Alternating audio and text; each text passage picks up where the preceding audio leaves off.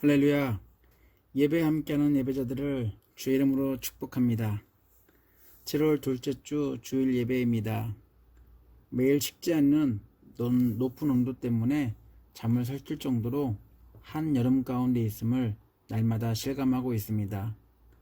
솔직히 에어컨도 감당하기에 너무 더운 날씨 한 주간이었습니다.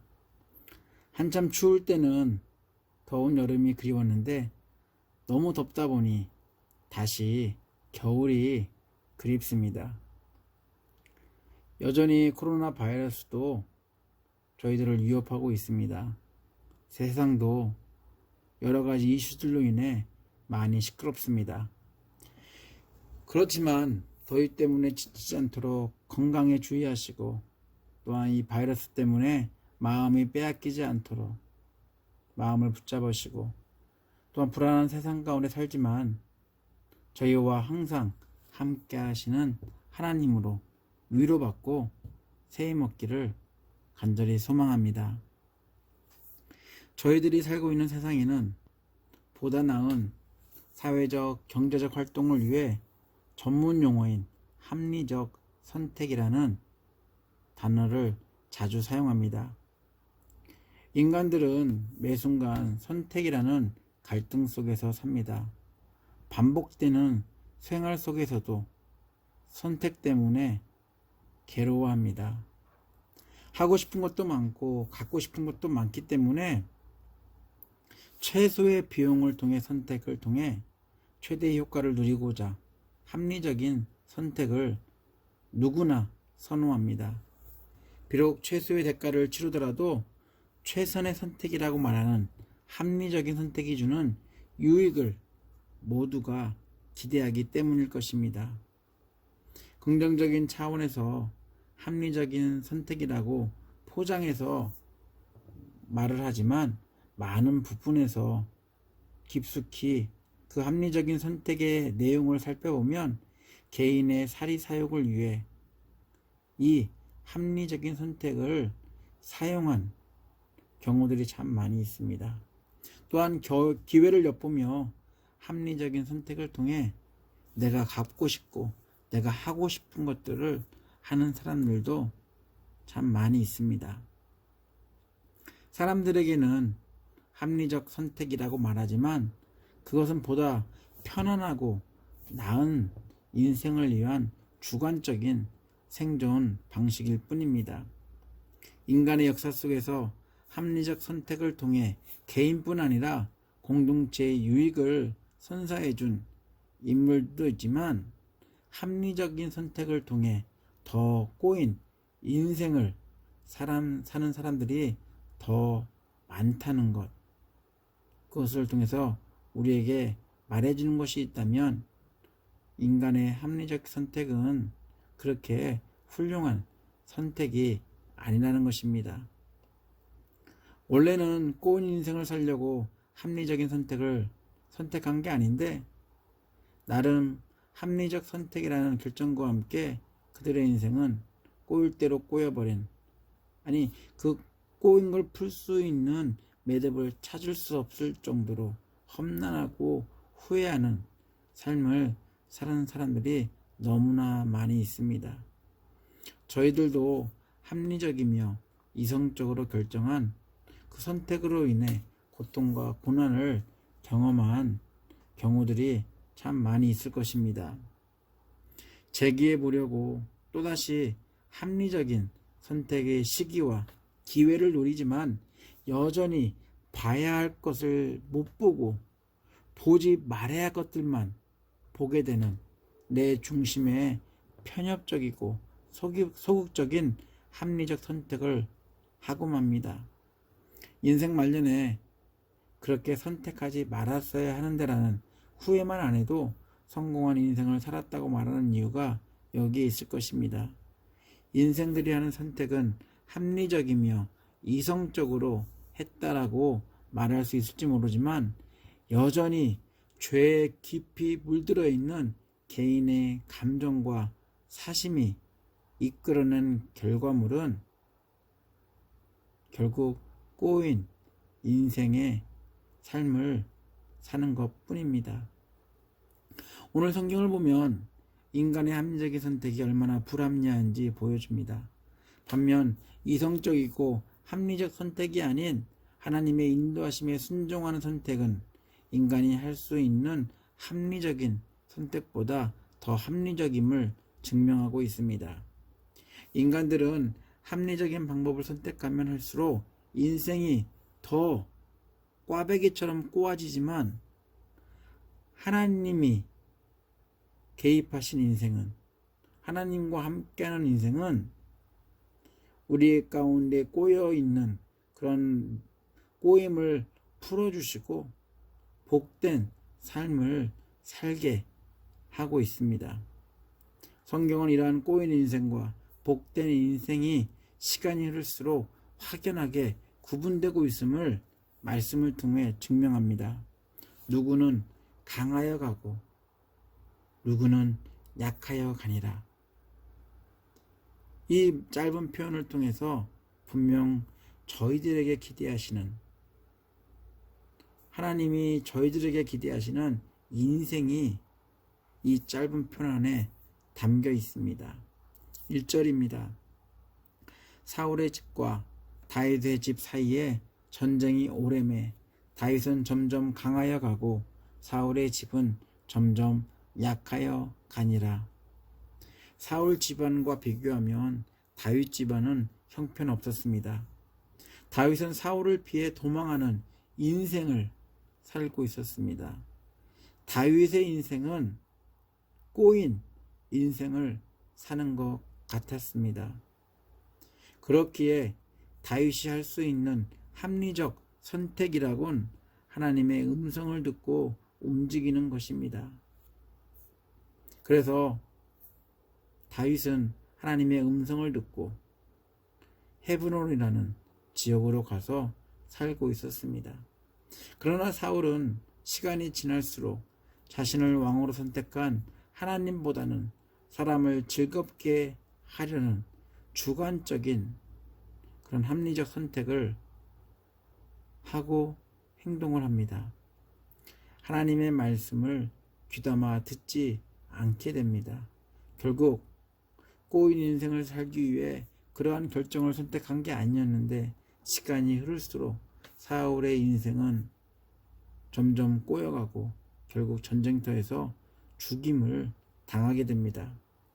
성경의 표현대로 합리적 선택을 선택했던 사울은 점점 약해져 가고 이성적 판단이 아닌 하나님의 음성에 귀 기울였던 꼬인 듯한 인생을 살았던 다윗은 점점 강해져 갔다는 이 한 절, 이것을 통해서 성경이 우리에게 말하고자 하는 그런 하나님의 뜻과 하나님의 그런 의도를 담고 있습니다. 사울 왕이 죽고 난 뒤 죽음에서 살아남은 군대장관 아브넬은 사울의 아들이었던 이스보셋을 사울을 이어 이스라엘의 왕으로 세웁니다. 그리고 다시 사울의 집안이 강해지기를 기대했습니다. 아브넬은 단에서 브엘세바까지 이스라엘 전체를 통치할 통일 왕국의 다윗을 선택하지 않고 사울의 아들 이스보셋을 데리고 반쪽 이스라엘을 이어갑니다. 이스라엘의 왕으로 세워진 이스보셋은 아브넬이 선택한 합리적인 판단이었습니다. 아브넬은 이스보셋을 통해 자신이 하고픈 것들을 마음껏 하고 싶었습니다. 이스보셋을 통해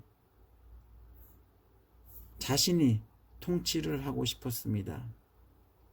또한 아브넬이 이스보셋을 왕으로 세운 이유가 있다면 사울이 뒤를 이어 왕이 되었다는 것을 통해서 백성을 안심시키는 그런 역할도 있지만 자신이 통치하기에 이 이스보셋을 통해 대리 통치를 할 수 있었기에 너무나 합리적인 선택이었고 결정이었습니다. 사울의 아들이 왕이 되었지만 이 이스보셋 왕은 허수아비 왕이었습니다. 시간이 갈수록 사울의 집안은 점점 약해져 가고 있었습니다. 아브넬을 보게 되면 다윗이 사울을 이어 분열 왕국이 아닌 통일된 이스라엘의 왕이 될 것이라는 것을 미리 알고 있었다는 것을 본문 전후를 읽어보면 저희들이 알 수 있습니다. 그럼에도 아브넬은 잠깐이나마 자신의 왕국을 누리고 싶어 했습니다. 사울 집안을 위해 충성했다고 말하지만 아브넬의 행동을 보면 다윗을 통일 왕국의 왕으로 세우신다는 하나님의 뜻을 무시하고 나름대로 자신의 권력을 유지하며 살기 위해 사울 왕의 아들 이스보셋을 이용하려는 합리적인 선택을 했을 뿐입니다. 3장 우리 8절로 11절까지 말씀입니다. 메시지 성경으로 읽어드리겠습니다. 아브넬은 이스보셋에게 화를 냈다. 나를 개취급하는 겁니까? 내가 왕의 아버지 사울의 집안과 그의 온 가문과 친구들에게 끝까지 충성한 대가가 고작 이겁니까? 다윗에게 잡혀갈 뻔한 왕을 내가 직접 구해줬는데 왕께서는 내가 한 여자와 잔 것을 문제 삼으시는 겁니까? 하나님께서는 다윗에게 약속하신 일이 이루어지도록 내가 도울 것입니다. 이 나라를 사울의 집안에서 옮겨 다윗이 단에서 브엘세바까지 이스라엘과 유다 온 땅을 통치하는 자가 되게 만들겠다 이 말입니다. 그렇지 않으면 하나님께서 내게 어떤 벌이라도 내리시기 바랍니다. 이스보셋은 아브넬의 격분이 두려워 더 이상 한마디도 하지 못했다. 아브넬은 이스보셋에게 다윗이 사울의 후손인 당신을 붙잡아 괴롭힐 것 같아 다윗으로부터 구원해줬다라고 충성을 했다라고 말합니다. 그러나 다윗이 보여준 행동들을 보게 되면 절대로 아브넬이 말하는 그런 결과를 상상할 수 없습니다. 다윗은 상을 기대하고 사울 집안의 사람을 죽였던 사람들에게 죽음이라는 벌을 내리면서까지 사울 집안을 존중했습니다. 아브넬의 다윗이 아닌 이스보셋의 선택은 합리적 선택처럼 보였을지 모르지만 결코 그러지 않았습니다. 아브넬은 점점 약해져가는 사울의 집안을 다시 세우기보다는 더 약하게 만들고 있었습니다. 시간이 흐르면서 아브넬은 사울의 집안에서는 그 어떤 것도 얻을 수 없다고 판단하게 됩니다. 그래서 점점 강해지는 다윗과 협상하고자 했습니다. 다윗은 분명 하나님이 약속하신 통일 왕국의 왕이 될 것이라는 것을 염두에 두고 그것들을 기억하면서 또 다른 합리적 선택을 위해 움직입니다. 아브넬은 다윗과의 협상을 위해 전령을 보낸 뒤 아브넬 자신의 합리적 선택의 정당성을 갖추기 위해 이스라엘의 온 장로들을 모아 회유합니다. 이스라엘 사람들 역시 사울이 죽은 뒤 다윗이 왕이 되어 통치하여 주기를 기대했었습니다. 그러나 아브넬이 먼저 이스보셋을 왕으로 세워서 이스라엘 이 사람들은 다윗 대신 이스보셋을 왕으로 섬기고 있었던 상황이었습니다. 그래서 이러한 상황 가운데 사람들 마음 가운데 다윗을 그리는 그 마음을 이용해서 결국 다윗에게로 돌아가자라고 이스보셋을 버리고 다윗에게로 가자라고 이야기합니다. 그것이 바로 이것이 우리가 할 수 있는 지금 우리가 결정할 수 있는 아주 합리적인 선택이라고 설득합니다.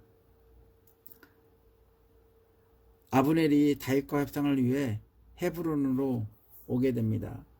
아브넬은 사울의 군대 장관으로서 사울을 받들어 다윗을 죽이려 했던 사람이었습니다. 또 사울 왕이 죽은 후 하나님께서 다윗을 이스라엘의 왕으로 세운다는 것을 알면서도 사울의 아들 이스보셋을 왕으로 세워 자기가 권력을 잡고 나라를 갈라놓은 사람입니다. 군사 지략에 능통했던 다윗이 아브넬이 제안한 그 만남을 위해 헤브론으로 온다라고 하면 분명히 사람인지라 합리적인 판단을 해봤을 것 같습니다. 아브넬을 만났을 때 그를 제거하고 이스라엘을 무력으로 통일시킨다면 예전부터 말씀해왔던 이스라엘의 왕이 된다라는, 그래서 조금 더 시간을 단축할 수 있을 자리가 바로 이 아브넬과 만나는 자리였을 것입니다. 그러나 다윗은 하나님을 의심하지 않았습니다. 합리적인 판단을 통해 왕이 되는 시간을 앞당기기보다는 하나님의 음성에 귀 기울이며 하나님의 때를 기다렸습니다. 그래서 아브넬이 왔을 때 이 아브넬을 환대하고 그리고 다시 그 아브넬의 제안을 동의하면서 그를 돌려보내줍니다. 흡족한 마음을 가지고 자기가 원했던, 자기가 계획했던 이 모든 것대로 진행되는 이런 사실들에 대해서 되게 만족하며 이스라엘로 돌아가던 이 아브넬. 이 아브넬은 다윗의 군대 장관 요압에 의해 처참히 죽음을 당하게 됩니다. 그리고 아브넬의 합리적 선택들은 결국 끝을 보게 됩니다. 보다 나은 삶을 위해 머리를 쓰며 합리적인 선택을 고집했던 아브넬이 만든 꼬인 인생의 결과는 죽음을 넘지 못했습니다. 하나님의 은혜를 알지 못할 때 저희들의 인생이 비춰지는 모습은 잘 사는 것 같아 보여도 영혼은 꼬일 대로 꼬여있는 상태였습니다. 합리적인 선택을 한다 할지라도 죽음을 피할 수 없었고 영혼을 살리지 못했습니다. 여러 가지 합리적인 방법을 동원해서 죽음을 초월해 보려고 했지만 인간의 노력으로는 역부족이었습니다. 이런 인생을 살고 있는 저희들을 보시는 하나님께서 우리에게 보다 복된 삶을 살게 하기 위해서, 또한 이런 꼬인 인생 가운데 더 꼬아지는 인생을 더 이상 살지 않게 하기 위해서 하나님의 아들 예수 그리스도를 이 땅에 보내주셨습니다. 예수는 꼬인 인생 가운데 있는 사람들을 한 사람 한 사람 만나주셨고 그들의 인생의 멍에와 짐을 풀어주셨습니다. 마태복음 11장 28절로 30절 말씀입니다. 쉬운 성경을 이렇게 쓰고 있습니다. 무거운 짐을 지고 지친 사람은 모두 나에게 오너라. 내가 너희를 쉬게 할 것이다. 나는 마음이 온유하고 겸손하니 나의 멍에를 메고 내게 배우라. 그러면 너의 영혼이 쉼을 얻을 것이다. 나의 멍에는 쉽고 나의 짐은 가볍다. 예수 역시 죽음을 앞두고 선택의 기로에 있었습니다. 예수가 할 수 있는 합리적인 선택이라면 이 고통이 그냥 지나가도록 놔두는 것입니다. 그러나 이때 예수는 하나님 아버지께 기도하며 다시 한번 하나님 아버지의 뜻을 묻고 그 뜻을 이루기 위해 십자가라는 죽음의 길을 선택합니다. 사람들이 볼 때는 하나님의 아들이 한 선택치고는 참 어리석고 불합리한 선택으로 치부할 수 있습니다. 그러나 예수의 십자가 선택이 있었기에 저희들의 인생은 더 이상 멍에와 짐에 둘러싸인 꼬인 인생을 살 필요가 없게 되었습니다.